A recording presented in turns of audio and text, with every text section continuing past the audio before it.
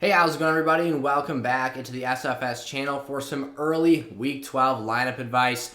Today I've got 5 must-start running backs for this week's action, as we've got not just one Thursday night football game, but 2 other contests being played on Thanksgiving Day here in the United States. We know we've got some awesome viewers and football fans outside of just the U.S. here, but for us, it's a pretty big day, celebrating and watching some football with our family. So want to make sure we get this information out there and accessible to you all with those early games or higher quantity of early games being played this week. And with that being said, let's not waste any time and let's get started.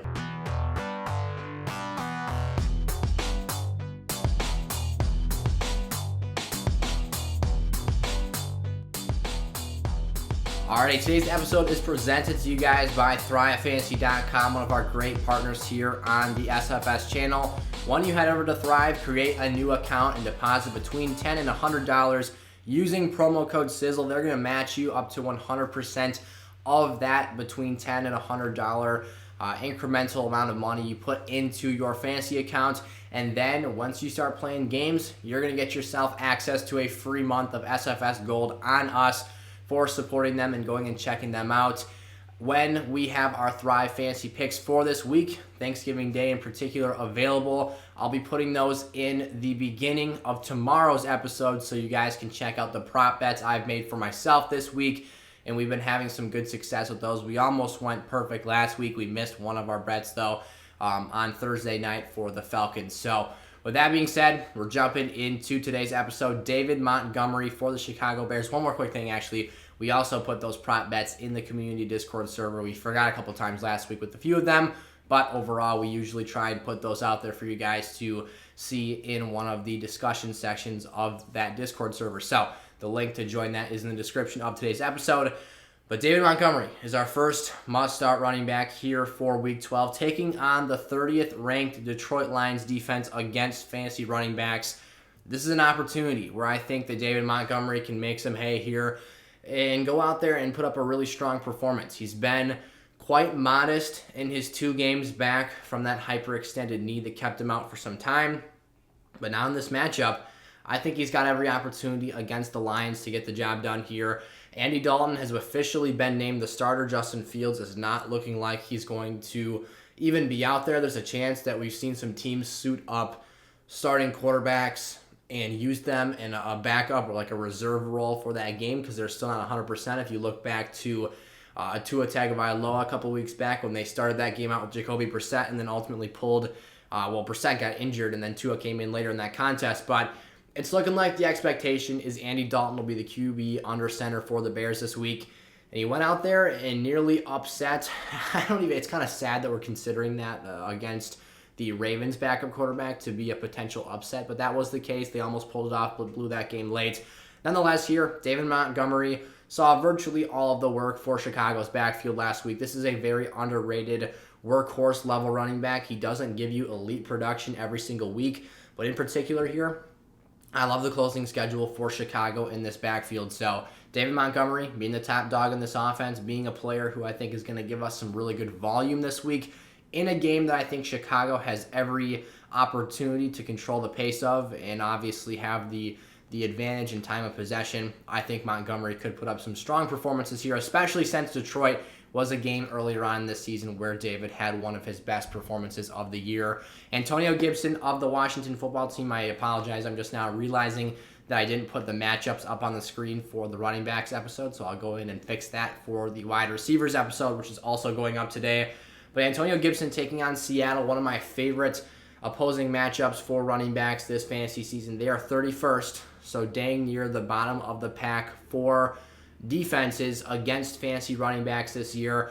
Gibson had not too many points overall last week, but the volume he saw and the overall yardage output was encouraging for me. 19 carries, loving that volume. Unfortunately, he did not add any receptions into that total. But 95 yards rushing, only finished with 7 fantasy points. That's because he lost a fumble, minus 2 points for standard scoring leagues out there or traditional fantasy penalties for those teams that include fumbles or lost fumbles rather into those situations. But Antonio Gibson here is a player who the volume the past couple of weeks has been very good. Against Tampa, he did have 2 rushing touchdowns, so that really saved his overall value for that week. But this week against Seattle, I would expect much of the same volume in terms of the ground level output that he's going to be putting up here. I think that part has been a very consistent, very dependable part of his fantasy outlook with him back in full health now, with that shin issue being kind of off the table now. It's just going to be a matter of keeping the ball tucked away and protected, not losing fumbles. If he finds the end zone, that's going to be a major ceiling booster that can help him put up those impressive numbers this week.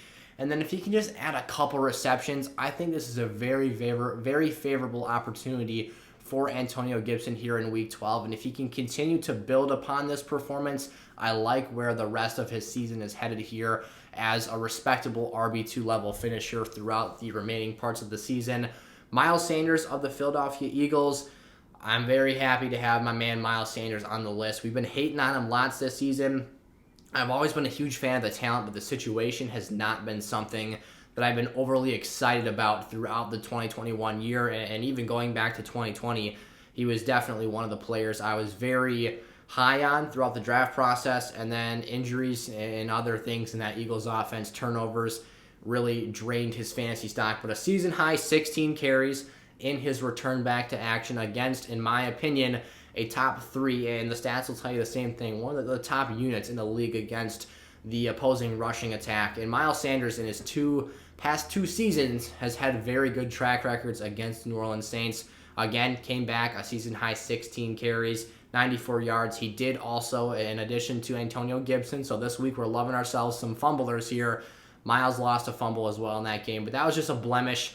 I think when you look at the bigger picture of that performance, what Miles Sanders was able to do against that level of a rushing defense, that was quite impressive. You talk about Jalen Hurts, the things that this offense has been able to do the past couple of weeks, and overall the steps forward they've taken. I think that a light kind of went off in the Eagles coaching staff in their minds, and they are now understanding how important running the football is to this team. And Jordan Howard, who also saw a healthy amount of touches, I believe he had 10 carries this past week, is dealing with an injury, and it's not looking like he's going to be ready to go for this week's game. Now, that could change at any point in time here. We've had a lot of injury flip-flops over the last couple of weeks.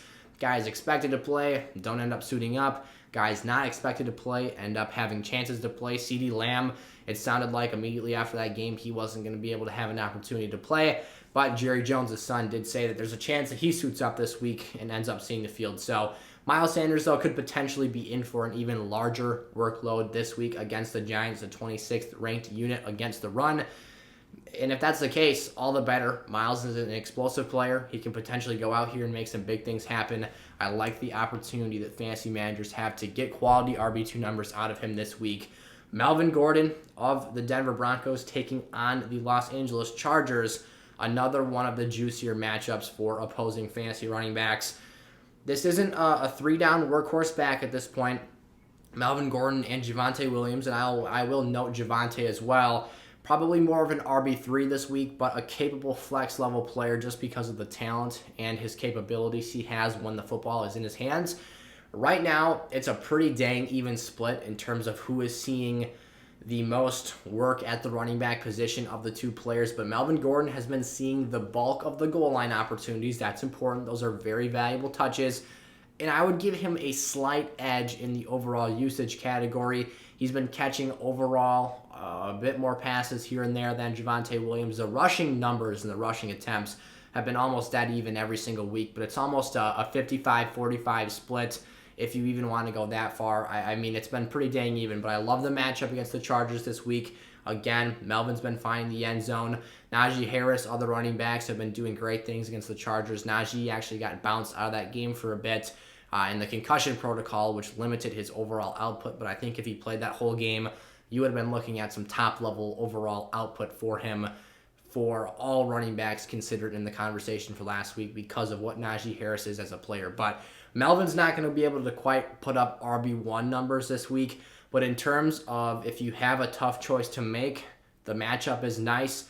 The talent and the player is in a good situation to make things happen. Again, not someone who's going to come in here and be on the field for every snap of this game, but I trust that in the valuable opportunities on the goal line in terms of being able to produce against this defense. Melvin's someone I have faith in to get the job done here in Week 12. And then finally, A.J. Dillon. I'm going to put an asterisk on this one because there is the theoretical chance that Aaron Jones happens to have a positive progression with the injury situation we're dealing with right now. And if that's the case, A.J. Dillon is not someone you want to be starting. But if A.J. Dillon comes into this matchup this week against the Los Angeles Rams, I like the opportunity that he has here.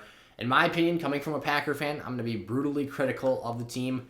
They did not seem like they were fully prepared offensively. Now, Aaron Rodgers has virtually not practiced at all in the last 2 weeks. But the overall game plan, the coaching decisions that were made in that contest, I was not a fan of it. Especially with me just saying Aaron Rodgers had barely practiced over the past couple of weeks. The Packers were throwing the football far too often. And what that really led to was Green Bay getting backed up, overly depending on the passing game. And the offensive line, which has been tattered, beat up with injuries, lost its best remaining O-lineman for the season. Elton Jenkins is out with a torn ACL. In my opinion, you got to start running the ball because now you're getting yourself into situations where you're getting backed up. The reserve offensive linemen are getting called frequently for holding penalties, and the offense is slowly taking steps backward, and they're just digging themselves further and further into the hole. I don't think A.J. Dillon was given enough opportunities early in the game to carry the football, and in turn, that resulted in Green Bay falling behind multiple scores. If that's the case this week, I think it has to be an absolute priority on the first drive that Green Bay gets this game to pound the rock with A.J. Dillon.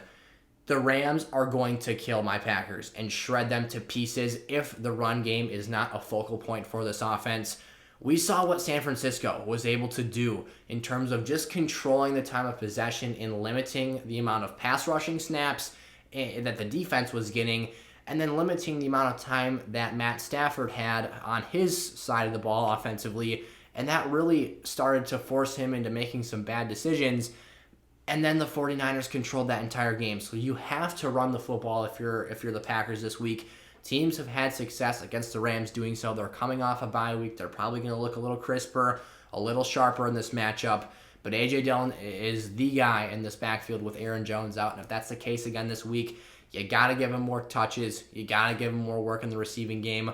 Hopefully he can get a couple goal line carries, punch one in. I think he's a strong RB2 play if he gets the start this week and has the opportunity to go out there and make plays. But if that's not the case again, keep your eye on Aaron Jones' health and his status here for Week 12. Alrighty, those were my 5 must-start running backs, again, here for Week 12 Fantasy Football. If you guys enjoyed today's episode, go down and leave it with a like, and click that subscribe button if you're new around here. We're trying to grow the SFS community and help out as many of you as possible this fantasy season. So, as always, your questions and anything regarding your individual teams are welcome in the comment section below, and I'll do my best to get back to as many of you as possible. We're running a little bit behind right now, still catching up on comments from yesterday's episode, but we'll get around to as many as possible again and try and get you guys hooked up with some feedback. So thank you guys so much for watching. Go check out some of the other episodes out today. We've got 3 new ones, so there's maybe even 2 potentially episodes that you have not seen already at the time you're watching this video. So I'll see you guys there. Peace out.